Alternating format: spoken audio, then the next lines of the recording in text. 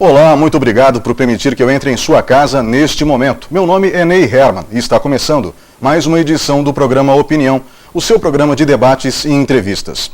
Hoje nós vamos falar sobre religiões animistas. Comigo no estúdio da TV Vila Velha está o professor de História da Religião da Universidade Estadual de Ponta Grossa, do curso de História, com mestrado na área, Marco Aurélio Pereira, que também é pastor da Igreja Evangélica Reformada. Professor, muito obrigado pela sua presença de novo aqui. Ora, Ney, é sempre um prazer estar aqui com você e com aqueles que estão conosco acompanhando a opinião de hoje. Novamente obrigado, eu sei que o senhor tem normalmente dias atribulados e agradeço principalmente a você que está em casa nos acompanhando agora. Veja o programa de hoje porque, acredite, será uma aula de história muito interessante para todos aqueles que pensam não apenas na sua versão do sagrado, mas na versão de todos os povos. Voltamos em instantes.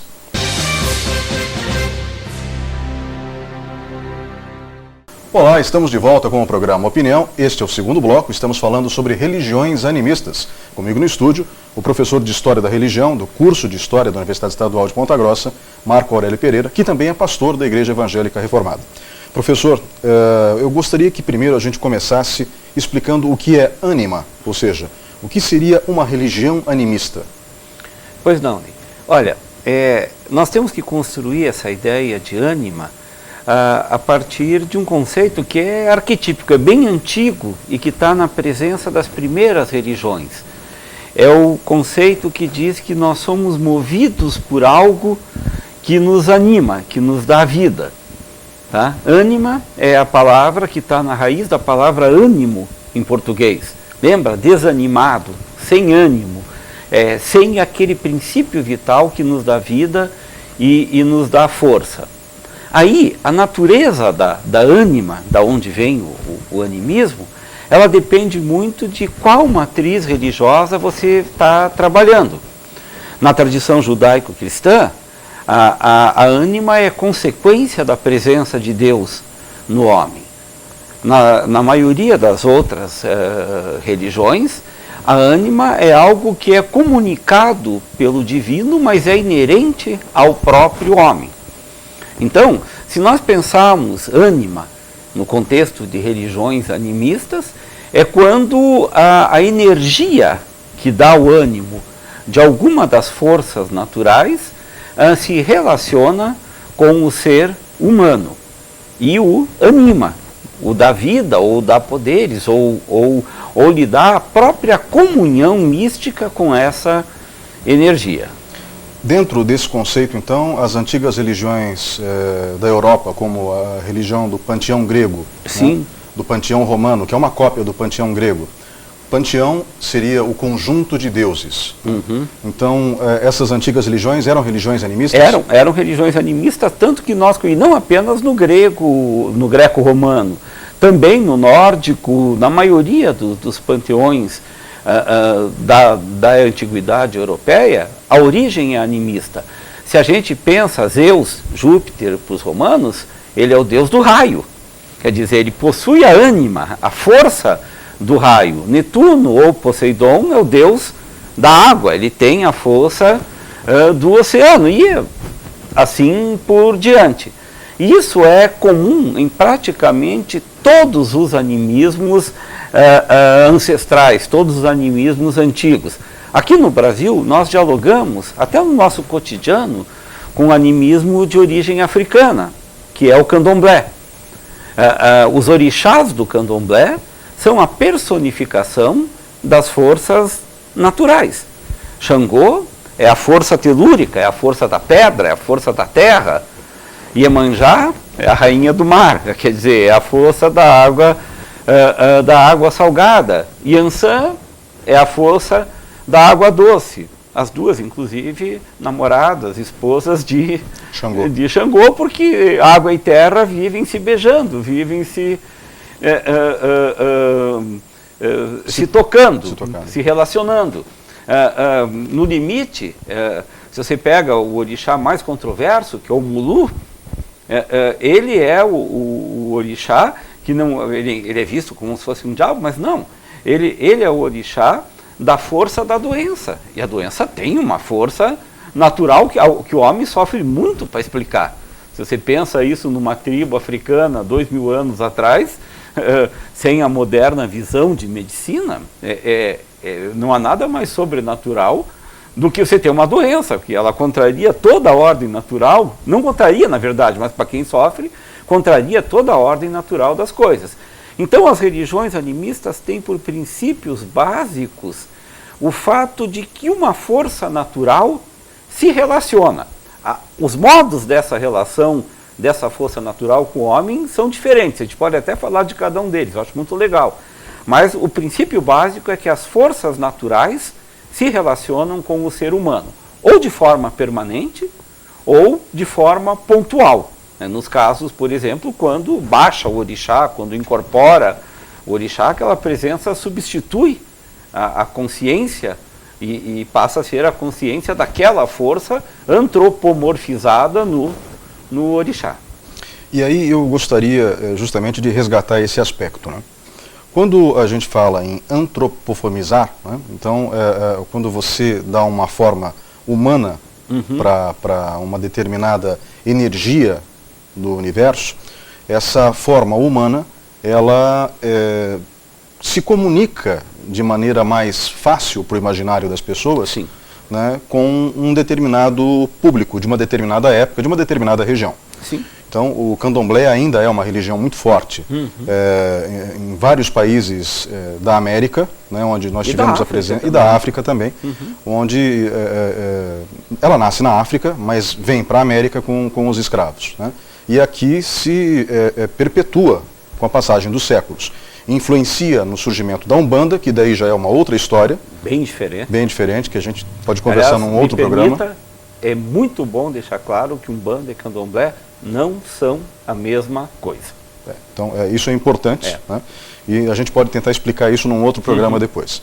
Agora, no caso dessas figuras humanas, nós temos, eu falei dos panteões, né? Ou seja, dos conjuntos de deuses de cada povo, nós temos forças da natureza que são similares.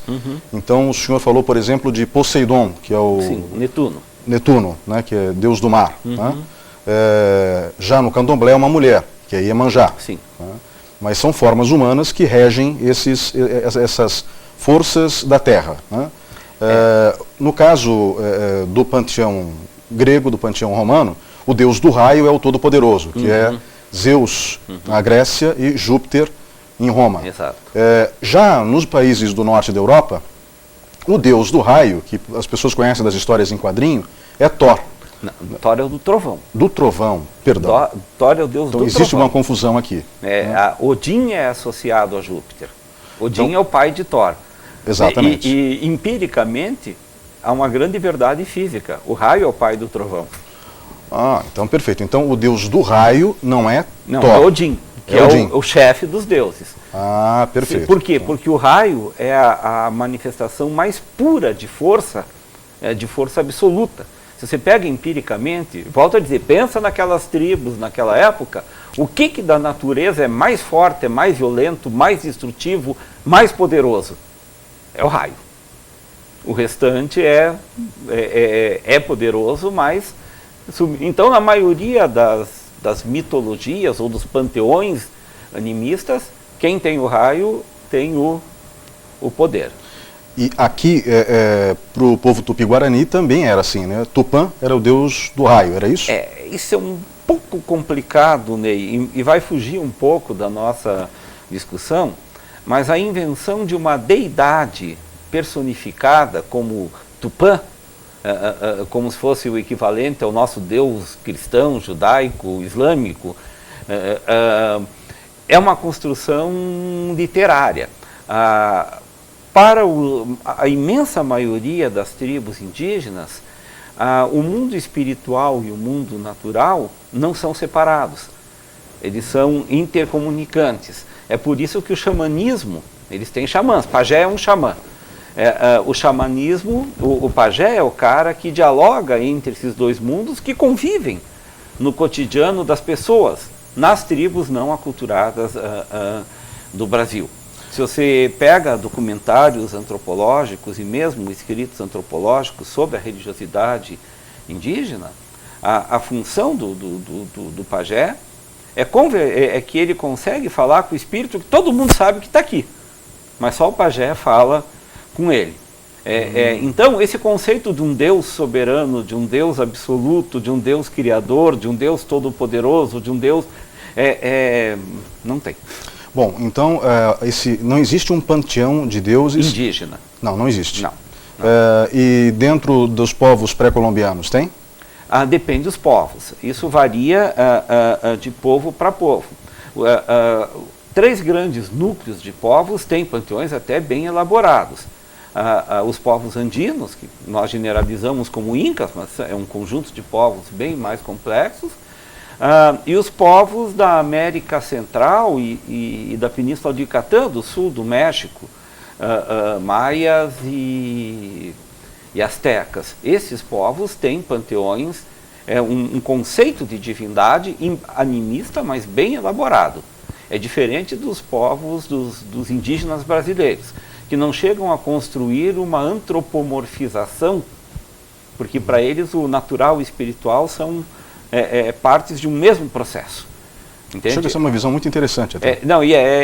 É que a gente, o Gonçalves Dias tem um pouco de culpa nisso, porque se construiu o Gonçalves Dias, eu brinco que quando ele constrói, não, é José de Alencar que escreveu Iracema ou Gonçalves Dias? Sinceramente, eu posso pesquisar aqui, eu não tenho mas certeza. Não importa, os dois são... Os romancistas do século XIX. Da mesma corrente, eles constroem ambientado num cenário tribal, mas eles constroem a técnica de romance, constroem personagens europeus. Sabe? Porque era o berço cultural deles, Ceci, né? Era o berço cultural deles. Sim, Peri e Ceci são heróis europeus que, se você pega com cuidado, o conceito de família não é o conceito indígena, o conceito de sociedade não é o conceito indígena. Me desculpa, não há amor romântico como nós conhecemos nas tribos indígenas não aculturadas. Então, nós acabamos trazendo uma imagem do índio que é romantizada pela literatura romântica. E nesse balaio todo vem junto, quer dizer, uma metáfora da cristianização como se fosse a religião indígena. Que tem muito pouco rebatimento na religião indígena em si. O senhor fala de Iracema, né, da obra Iracema. Sim. José de Alencar. José de Alencar. Mas tanto Gonçalves Dias quanto José de Alencar, eles pertencem ao mesmo núcleo de romancistas do século XIX, o núcleo chamado indigenista, né, que acaba... Que romantiza a figura do indígena. O que é romantizar?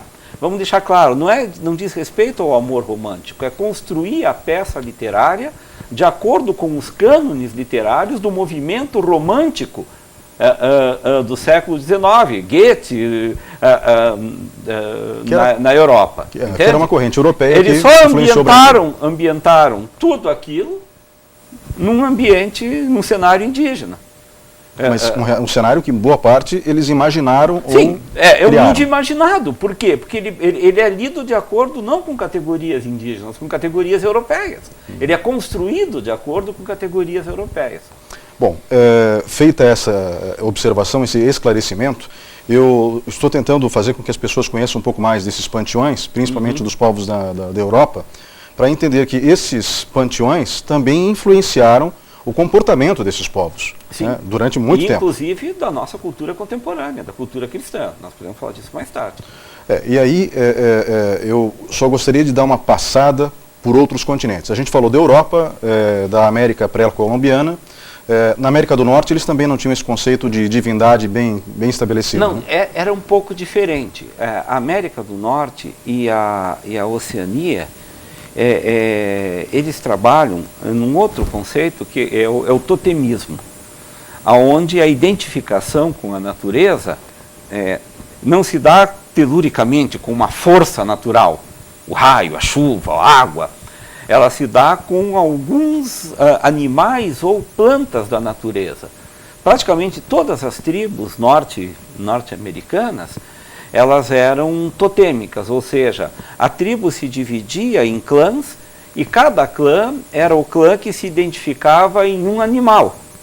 É por isso que quando a gente vê filme de Bang Bang, boa parte do nome dos índios urso ligeiro, lobo careca, não importa, mas é sempre identificado a um determinado clã. O clã é um conjunto fechado, é uma família ampliada que se identifica naquilo. Então, as tribos eram as tribos, os Cheyennes eram os Cheyennes. Mas dentro dos Cheyennes tinha o clã do lobo, o clã do urso, o clã do alce, o clã da tartaruga. E aí, dependendo da tribo, as pessoas ou só podiam casar dentro do mesmo clã, Sim. ou podiam casar só com membros de outros clãs. E é interessante que a linhagem era normalmente matriarcal nessas sociedades. Há uma identidade anímica, mas não uma identidade anímica que construa uma dimensão espiritual, como no caso greco-romano, europeu, ou mesmo do candomblé. Ela é um elemento identitário, cultural, social e individual. Eu sou quem? Eu não sou Cheyenne. Eu sou do clã do urso, da tribo Cheyenne. Ou seja, mas existe uma divinização do urso. Sim. Não é bem uma divinização, é uma totemização. Quer dizer, o urso passa a ser o ícone, ele não é um deus. Ele é um espírito, é o espírito protetor daquele clã. Tanto que o grande rito de passagem de um menino é quando ele vai para o deserto, não para matar o urso, é diferente dos africanos. Ele não vai no deserto para matar, ele não vai para a selva para matar o urso. Ele vai para o deserto para conversar, receber o espírito do urso. No sul dos estados, na região sul dos Estados Unidos, onde tem mais fronteira com o México, aquele lugar, Novo México, aquela região, eles usam inclusive do peiote. Lembra que o Castanheira escreveu toda aquela literatura, que eles dizem que o peiote abre o caminho para que ele possa encontrar o seu espírito protetor. É uma droga, mas ela tem uma função religiosa. Uma função religiosa. Dentro daquele contexto. Que é um pouquinho similar à função do daime na religiosidade popular brasileira aqui.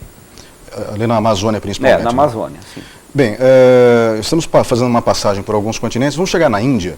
Né? Existem religiões animistas na Índia? Veja, aí você tem que pensar a Índia. A Índia tem um cadinho religioso gigantesco. Enorme. Enorme. Seria impossível você decifrar, porque tem a Índia é um microcosmo. Ela contém, se você fala indiano, você vai ter que deixar claro se você fala de alguém do sul, alguém do centro, alguém do norte, alguém do leste, alguém do oeste, porque são visões culturais completamente diferentes. Nós tendemos a estereotipar indianos como estereotipamos africanos. Tá? Mas a religião maior da Índia é o hinduísmo. O hinduísmo parte de um princípio. Tá? É um princípio mais complexo que o do animismo, porque ele tem um panteão, Shiva, Rama, Vishnu, Krishna, tá? Ele tem um panteão, mas ele tem também uma relação de divinização da natureza. Quer dizer, este panteão, quando se formou, isso está no Bhagavad Gita, nos Vedas, tá? Esse panteão se formou através de uma luta espiritual, onde elementos da natureza ajudaram os deuses a vencer os seus inimigos. E por que eles ajudaram os deuses a vencer os seus inimigos? Eles são sagrados. É por isso que ninguém persegue vaca, ninguém persegue macaco, aquelas coisas que escandalizam. A gente normalmente é um pouco simplista na análise da dimensão espiritual dos animais na Índia. A gente reduz isso, não é reencarnação. Se reencarnar, eu não posso matar barata, que pode ser minha avó reencarnada. Isso é de um simplismo atroz. A religião hindu é muito complexa, e os animais que são sacralizados são animais que tiveram um papel na teodiceia, sabe? E na própria cosmogonia, ou seja, a teodiceia é a construção do panteão, e a cosmogonia é a origem do universo hindu. É um animismo, mas é um animismo de tipo completamente diferente do romano ou do africano. Bom, aí vamos um pouco mais para o Oriente, né? E vamos passar rapidamente pela China, pelo Japão, não vamos conseguir falar do mundo inteiro, né? Embora isso seria muito interessante, eu acredito, para todos nós. Mas China e Japão... Existe algum princípio animista? A relação é outra. Porque com o advento do budismo, sabe, o budismo ele prega como horizonte a tua dissolução no karma. O teu horizonte de vida espiritual é você romper os limites da tua individualidade e se dissolver no absoluto, no nirvana, perdão. Karma é o destino, né, de se dissolver no nirvana. Aí não há mediadores, porque isso é uma obra tua mesmo. Você medita, você faz os exercícios espirituais, você transcende, você faz a ascese e você se dilui no nirvana quando coloca. Os ensinamentos do Buda são nesse sentido. E o Buda original é o príncipe Siddhartha Gautama. Que é hindu.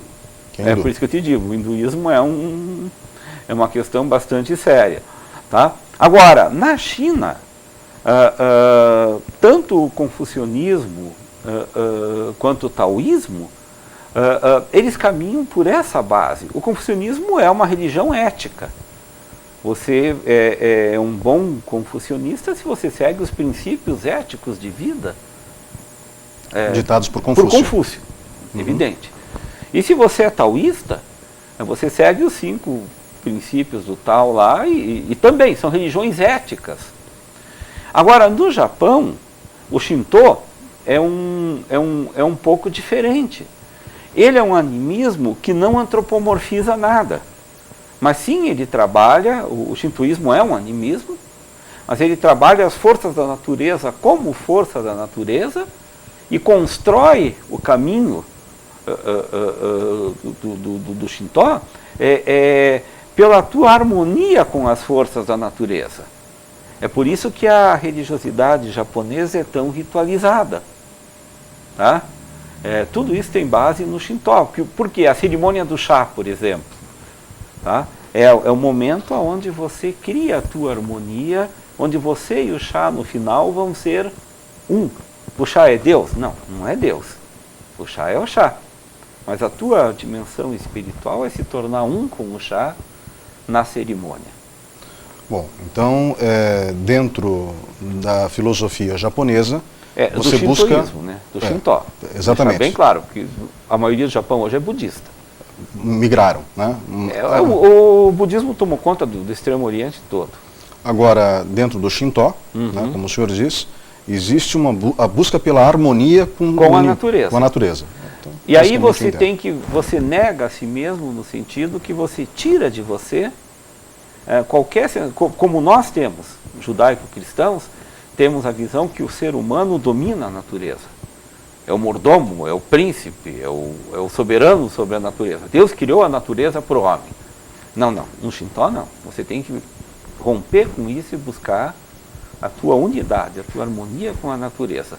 Não é a submissão da natureza, é a integração, a harmonia com a natureza. Acho que esse primeiro bloco de debate, o segundo bloco do programa, foi muito interessante, professor. E nós voltamos em instantes com o programa Opinião. Por favor, fique conosco.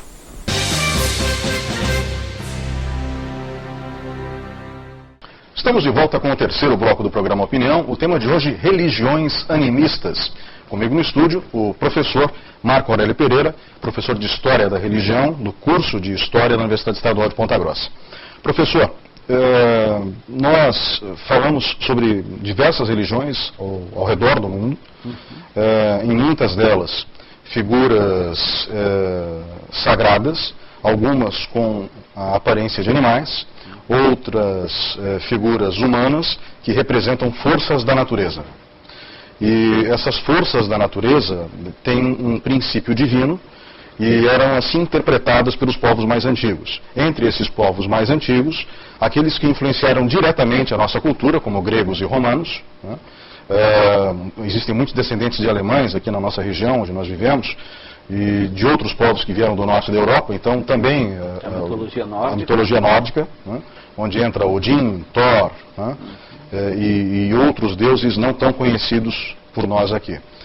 E também a religião do candomblé, que essa sim é muito difundida no Brasil, muito forte na Bahia, especificamente, mas quase todos os brasileiros conhecem um pouco. Oxalá, que é o orixá do vento, né? Iemanjá, que é a senhora das águas, do mar, para ser mais exato. Temos também Mamãe Oxum, que é a senhora da cachoeira, se não me engano. Temos Xangô, que é Xangô, da terra, da pedreira. E também Oxóssi, que é da mata. Oxóssi, que é da mata, isso é interessante lembrar. E assim vai. Praticamente existem um conjunto de 16 orixás principais. O Muru, que é da doença. E assim tem uma grande quantidade deles. Da lava, do fogo, que é o alter ego de São Jorge, né, que é Oxalá. Ogum, né? O alter ego de São Jorge é Ogum. E aí entra, eu estou fazendo justamente essa menção agora ao candomblé, porque como eu acabei de mencionar o alter ego de São Jorge, né, que seria Ogum. Se bem que isso é na Umbanda, né? Isso na Umbanda. Né? Eu quero justamente pegar uma fala do senhor no bloco anterior para tentar trazer para a nossa realidade se nós somos ou não também movidos por esse ânima na nossa fé como cristãos. Isso influencia o cristianismo na sua origem? Influencia o judaísmo também? O judaísmo, só no período do judaísmo rabínico, o judaísmo recente. Depois da destruição do templo de Jerusalém, na época de Cristo e tal. Agora o cristianismo, ele acaba se debatendo.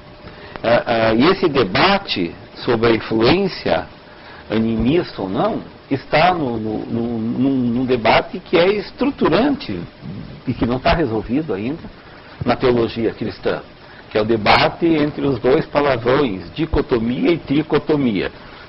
Tricotomia não tem nada a ver com corte de cabelo, que é o fato de se o homem tem corpo e espírito, ou tem corpo, alma e espírito. Você entende que nesse debate há toda uma discussão que é de fundo animista.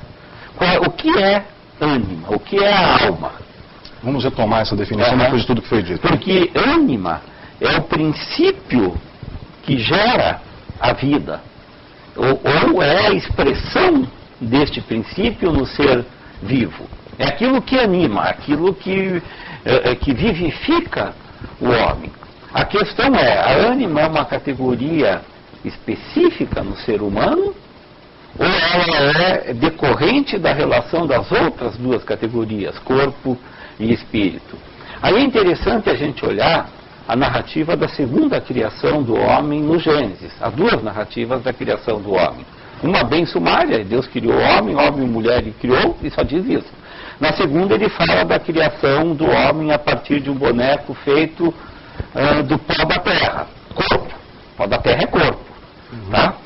E que quando Deus acabou esse boneco, que era um boneco de pó da terra, ele soprou, o termo exato é soprar, a palavra em hebraico é ruá, ele soprou de si, quer dizer, saiu de dentro de Deus e entrou para dentro do boneco o seu sopro, o seu espírito de vida, traduzindo, ruá é espírito, o seu espírito de vida.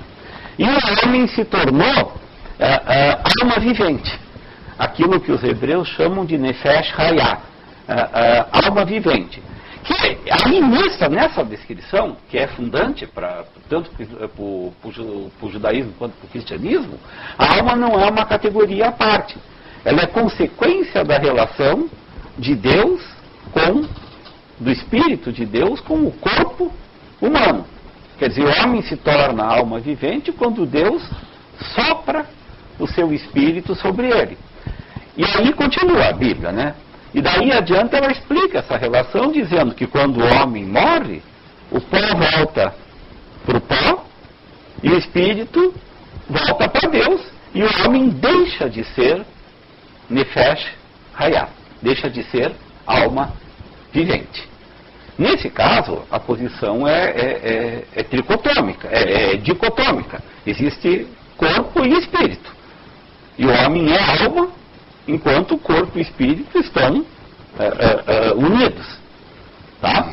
Então, quando a gente morre, não é a nossa alma que vai para o céu. Isso é uma concepção de que a alma é um elemento autônomo do homem. E isso sim tem uma influência animista muito forte. Os que defendem a tricotomia dizem que o homem tem o corpo, tem o espírito, mas que essa junção cria um terceiro elemento autônomo, a alma. E daí a teologia medieval, principalmente, é muito rica nessa questão de dizer, houve discussões imensas na Idade Média, se existe um número determinado de almas, se Deus vai criando almas à medida que volta, para onde vão as almas, daí vem ideias como o purgatório, etc., e etc. Tá? Porque a tricotomia julga que o momento em que o corpo e o Espírito de Deus se tocam, é produzida uma coisa nova, que já não é corpo nem espírito, mas como é produzida por Deus, ela é eterna. Existem essas duas visões, hoje estão presentes no cristianismo. Há cristãos tricotomistas, corpo, alma e espírito, e há cristãos dicotomistas, corpo e espírito. Uhum. A visão católica é tricotomistas. Sim, senão o purgatório não teria razão de existir. E boa parte da visão protestante, principalmente na vertente pentecostal, é tricotomista também. O protestantismo mais histórico, ainda não de forma... A dicotomia, os dicotomistas, eles é um grupo minoritário no protestantismo, entre os quais se incluem a igreja que eu pastoreio, que nós acreditamos em corpo e espírito que formam uma alma vivente, e essa unidade se desfaz quando da morte. Bem, então, simplificando, existe uma visão animista também dentro da... Porque o conceito de alma, ânima, como algo autônomo no homem, é fortemente influenciado pelo pensamento greco-romano, aonde essas questões se colocavam. Embora, se você vai para os gregos, essa ânima não era tão espiritual, ela era mais intelectual. Você pega o pensamento de Platão, por exemplo, onde isso está muito presente. Platão discute essa questão da ânima como uma instância epistemológica, uma instância cognoscente, ou seja, um lugar onde o saber humano fica. É claro que quando isso foi cristianizado, foi espiritualizado. O mundo das ideias de Platão, que era o mundo verdadeiro e superior, virou o céu. E o mundo da matéria, que para Platão era um mundo que era um pálido, dentro da alegoria da caverna, um pálido reflexo do mundo das ideias, acabou virando a Terra. Aquela ideia medieval de que este mundo é um simulacro do mundo perfeito, que é o mundo espiritual. Tá? Então, isso é muito presente essa influência de uma ânima autônoma é muito presente no pensamento cristão, principalmente na vertente católica. O senhor fala da influência do pensamento grego. Sim. Até onde eu saiba, Abraão, que é o patriarca dentro do Torá, e também, automaticamente, para os cristãos. E também para os islâmicos. É verdade, às vezes a gente esquece, né? Pois é, então nós esquecemos às vezes isso. Nós temos, dentro da história de Abraão, a vinda dele da região de onde hoje é o Iraque, que é a região do Crescente Fértil. Sim. Né? A Ur dos Caldeus. Exatamente. Da Caldeia, enfim. Que é uma região com aproximadamente uns 7.000 anos de história, em torno disso, né? 6.500, 7.000 anos de história. Mas né? eu acho que de presença humana é isso. De história mesmo, 4.500 a 5.000 anos de história de sociedade organizada com capacidade de manter a sua memória, de registrar a sua memória. Uns 4.500 a 5.000 anos. 5.000 anos, sim. Então, em que época surge Abraão? Há 4.500 anos atrás, então? Não, é mais recente. Isso é coisa de 1.500 a 2.000 anos. A sociedade já estava bem estruturada, sim. Há 4.000 anos atrás para nós, mas 2.000 e pouco antes de Cristo. As sociedades já estavam bem estruturadas e a figura de Abraão é uma figura interessante, porque a vida dele é um caminho. Abraão foi um nômade. Ele era arameu, dali ele foi para Ur, de Ur ele foi daí para a Palestina, da Palestina ele foi para o Egito, voltou para a Palestina. Ele segue o percurso que os historiadores da antiguidade colocam, que é o princípio da expansão das sociedades fluviais do Fértil Crescente. Ou seja, o Tigre e o Eufrates, eles constroem uma região extremamente fértil. E ali desenvolveu-se a cultura humana com muito mais rapidez. Ou seja, rios daquela região da Ásia. Ali, no Tigre e Eufrates, tá? Na região da Mesopotâmia. Tá? Só que num determinado momento, as sociedades deixaram de ser nômades, caçadoras e coletoras e se tornaram sedentárias. Ou seja, passaram a morar num só lugar e isso trouxe a questão da propriedade da terra. A propriedade da terra foi o primeiro grande gerador de identidades e de exclusões na história do homem. Tá? Porque não tem terra boa para todo mundo. Não. Então aconteceu o quê? Aconteceu um processo violento, violentíssimo de acomodação, onde os grupos, os clãs, as famílias, as tribos mais fortes se assenhoravam dos melhores pedaços de terra e expulsavam os clãs, as tribos, as famílias mais fracas, que tinham que migrar, nomadear, em busca de terra para si próprio. Olha toda a mítica de Israel, ele sai do Egito em busca da terra. Essa questão é muito forte. Tá? Agora, esse processo não ocorre só entre grupos culturais ou grupos tribais diferentes. À medida que as famílias eram famílias longas, quando a gente vê o clã de Abraão era gigantesco, tinha sobrinho, tinha filho, tinha servos, tinha rebanho, era um grupo gigantesco. Isso ocorria dentro das próprias famílias. Às vezes a terra não era suficiente para sustentar a família toda, e o filho mais velho, o direito de primogenitura era importante, porque o filho mais velho, lembra Esaú e Jacó, Jacó dando truque, Esaú comprando o direito de primogenitura em troca de uma sopa de lentilhas. Por quê? Porque ele teria o direito de ficar na terra. O filho mais novo não tinha essa garantia do acesso à terra e daí ele saía. Abraão foi um que saiu. Bom, e Abraão recebe alguma influência animista? Olha, naquela época a Mesopotâmia trabalhava com um panteão animista. O pai de Abraão, Terá, ele era um artesão. E a gente diz, um artesão, mas um artesão naquela época era uma figura extremamente importante na sociedade, porque o ofício dele não era, ele fazia imagens da deusa Lua, de Ishtar, a deusa Lua. Tá? Mas esse ofício era extremamente importante porque ninguém podia fazer as imagens da deusa Lua, a não ser aqueles que fossem abençoados pela deusa Lua com o direito de fazer a imagem. Então você imagina, o cara tinha o monopólio da reprodução das imagens. Da reprodução das imagens da deusa Lua, que era adorada em suas imagens, no seu tempo, mas nas casas, nas suas imagens. Uhum. Tá?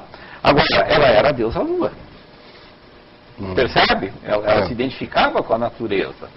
Baal, que era o deus dos fenícios e dos sírios, ele era o senhor das moscas.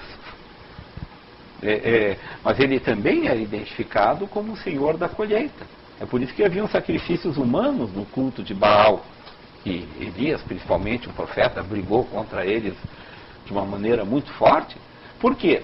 Porque o sacrifício humano é uma alegoria, é um ritual, onde aquela virgem sacrificada depois de um ato sexual, o ritual de fecundação, morria para dizer ao Deus se lembrar de fecundar a terra, como ela havia sido fecundada pelo sacerdote.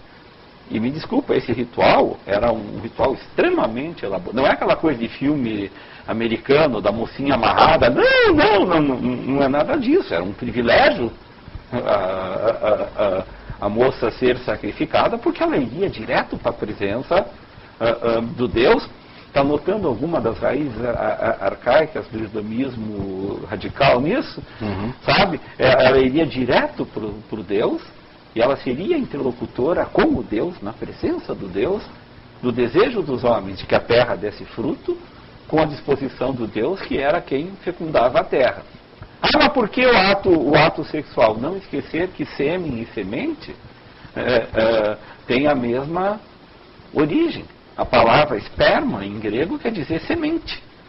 Algumas traduções da Bíblia dizem, fulano lançou sua semente sobre ciclano. Quer dizer, há toda uma questão de você equiparar o lançamento da semente de trigo, da semente de cevada, de qualquer semente da agricultura. A metáfora imediata é a fecundação de uma mulher. Você nota que daí a questão animista também está presente. Porque você transforma o teu corpo, a reprodução da tua espécie, numa metáfora da reprodução da lavoura. Coisa que os povos pastoris, judeus, por exemplo, que eram muito mais ligados ao pastoreio do que à agricultura, lembra Caim e Abel? O pastor era o bom, o agricultor já não era tanto, tá? Essa mítica não se desenvolveu. No judaísmo, não deveria acontecer no cristianismo se não fosse a influência greco-romana. No islamismo, de Maomé, de Muhammad, perdão, pelo menos, não há animismo. Agora, no islamismo posterior, já entra a influência de alguma das tribos do deserto que eram animistas, e entram os djinns, os demônios, os deuses da tempestade de areia, do deserto tal, que já passam a fazer parte do panteão também. Então os povos árabes também tinham um panteão. Antes sim. O que Muhammad faz, quando ele consolida o islamismo, é pegar cada tribo praticamente tinha o seu panteão. E ele substitui tudo isso por Alá. Que Alá é o mesmo Deus que é El, ou Elohim, que é o mesmo Deus que é Deus, o Pai de Jesus Cristo para nós. Os três descendem da religião abraâmica. El é o Deus de Abraão, é o Elion, é o Shaddai, tá? El Shaddai quer dizer o bom Senhor, né? Não. El Shaddai quer dizer me escapou o termo. É o Senhor da glória, o Senhor de todo o poder. Tá? O El é o Deus de Abraão. Tá? Agora, se você olha, os filhos de Abraão também vêm com El. Ismael é filho de Abraão, só que não é El, é Alá. Os árabes são descendentes de Ismael. E para os cristãos, que também são descendentes do tronco judaico, o que difere o cristianismo do judaísmo é a crença de que Jesus é o Messias prometido para os judeus e para todo mundo. Eles também têm o Deus, há um cântico cristão, ao Deus de Abraão louvai, do vasto céu Senhor. Por quê? Porque é o mesmo Deus, o Deus Pai. São as três religiões monoteístas, porque elas creem no mesmo Deus, mas creem em desdobramentos diferenciados da revelação desse Deus. Ou seja, basicamente, então, podemos dizer que o animismo se encontra presente em quase todas as religiões da Terra, pelo menos pelo que a gente pôde falar aqui durante o programa, ou, no mínimo, em boa parte delas. Em praticamente todas, a não ser as religiões de cunho ético. Essas não são animistas, confucionismo e o taoísmo. O budismo não é animista. E o judaísmo, o islamismo e o cristianismo não deveriam ser.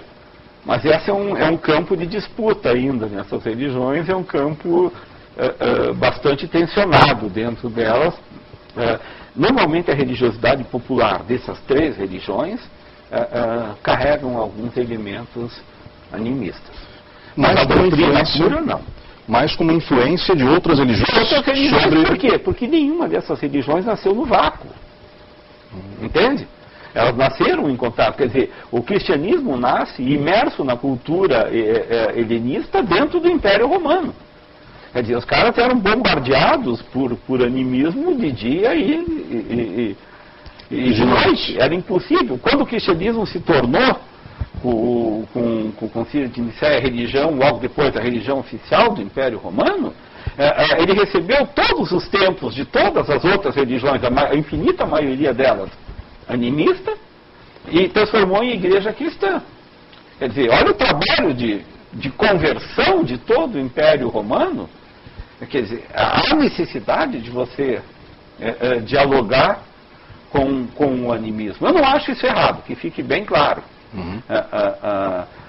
Para mim, o que diferencia o cristianismo e o que lhe dá especificidade não é o fato dele ter ou não ter influências animistas. Para mim, não é essa a questão.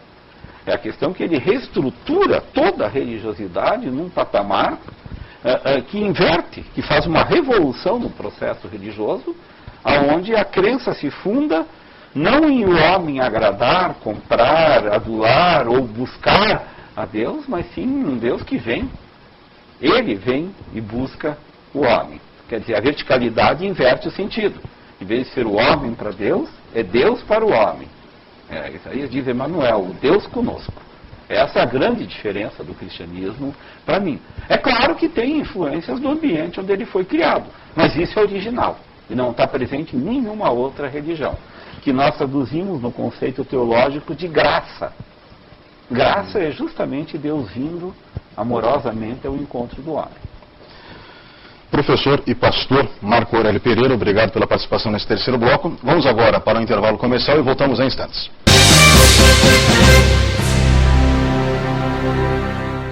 Estamos de volta com o quarto e último bloco do programa Opinião. O tema de hoje, religiões animistas. Comigo no estúdio, o professor de História da Religião do curso de História da Universidade Estadual de Ponta Grossa, Marco Aurélio Pereira, que também é pastor da Igreja Evangélica Reformada. Professor, basicamente para que as pessoas possam conhecer um pouco melhor esse assunto e entendê-lo junto com o que o senhor explicou durante o dia de hoje, o senhor recomendaria algum livro ou até mesmo filmes baseados em livros? Sim. Há a produção do C.S. Lewis, que é talvez o grande intelectual cristão do meio do século XX, ali de meados do século XX, que transformaram-se em alguns filmes muito agradáveis de serem vistos, onde ele faz uma brincadeira mostrando como seria quase que um animismo cristão. As Crônicas de Nárnia. São filmes onde fica muito claro essa questão da identificação de Jesus com o leão, essas coisas todas, e que mostram que a relação do homem com a natureza não transforma o espiritual numa instância absolutamente transcendente. O que quer dizer que Deus, quando cria o mundo, ele deixa rastros de si. Tem um salmo que diz: os céus proclamam a glória de Deus e o firmamento anuncia a obra das suas mãos. Quer dizer, Deus deixou rastros de si na natureza. Olhá-los não é um animismo, porque você não adora o rastro, você adora o Deus que deixou o rastro. E é esse exercício que o C.S. Lewis faz nos filmes As Crônicas de Nárnia. Todos eles são muito interessantes de serem assistidos. Eu agradeço muito a sua participação no programa de hoje. É sempre uma honra tê-lo aqui, com o seu intelecto e sua boa vontade. Imagina, é um prazer muito grande nós podemos conversar, né?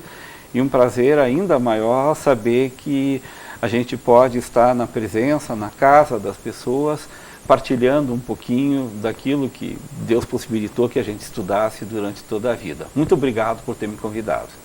E muito obrigado a você que estava em casa nos assistindo até agora. Qualquer comentário, basta entrar em contato comigo através dos contatos que já foram colocados na tela até esse momento. Um grande abraço e até a semana que vem.